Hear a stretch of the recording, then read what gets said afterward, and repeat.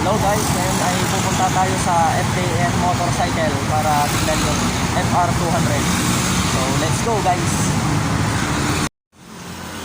Hello guys, so andito na tayo sa FEKON motorcycle dito sa Muntinlupa branch. So let's go, tignan natin yung mga motor.